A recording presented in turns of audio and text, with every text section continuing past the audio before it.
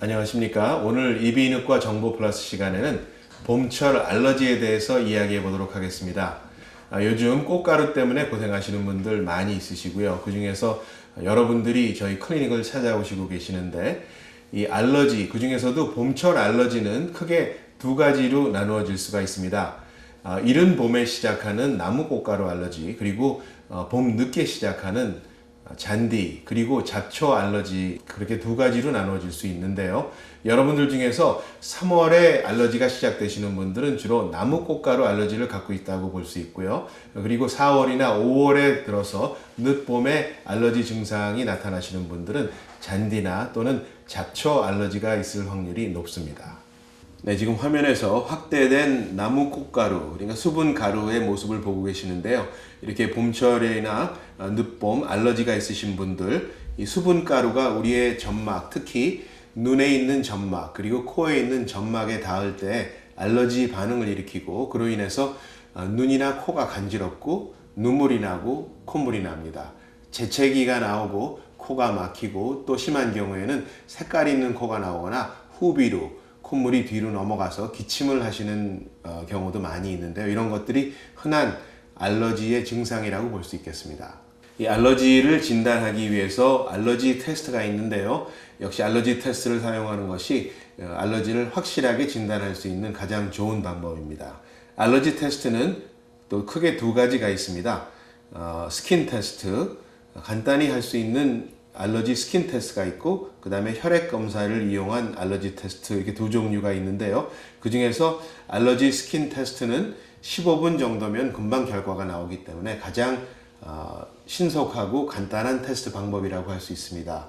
그러나 스킨 테스트를 했을 때 알러지가 많이 있으신 분들, 혈액 검사와 같이 병행함으로써 좀 더 정확한 알러지 프로파일을 알아낼 수가 있습니다.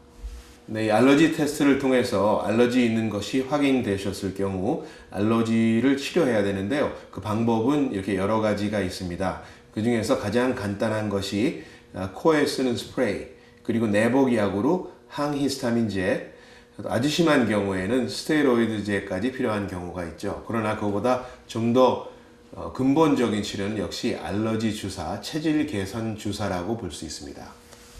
네, 이렇게 여러 가지 종류의 코 스프레이를 약국에서 사실 수 있는데요. 그 중에서 가장 먼저 트라이 해보셔야 할 코 스프레이는 여기 가운데 보시는 식염수 스프레이입니다. 오션 스프레이나 에어 스프레이라는 브랜드 네임으로 보통 나오는데, 이 식염수 스프레이는 아무리 많이 사용해도 부작용이 일어나지 않기 때문에 가장 먼저 안전하게 트라이 해볼 수 있는 것이 이 식염수 스프레이죠.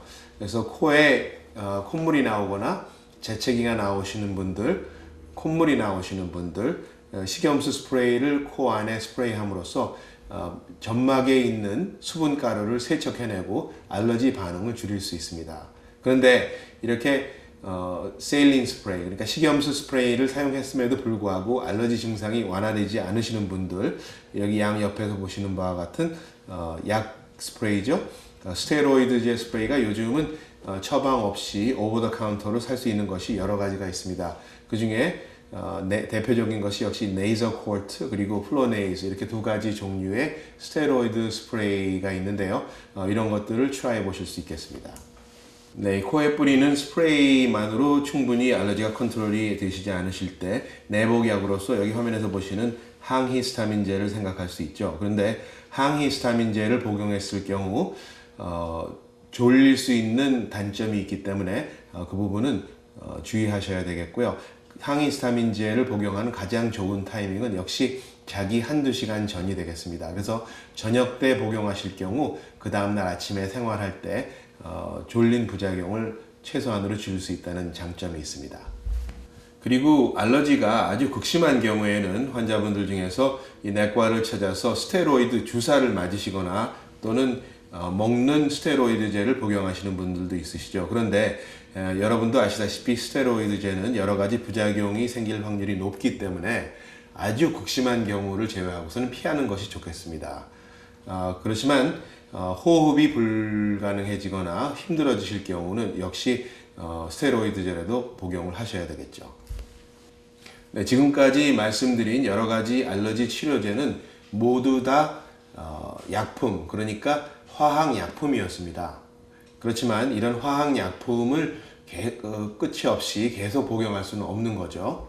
더구나 이 화학약품은 부작용이 있을 수 있기 때문에 그거보다 좀 더 근본적인 치료, 그리고 좀 더 안전한 치료 방법으로서 알러지 주사를 생각해 볼 수가 있습니다.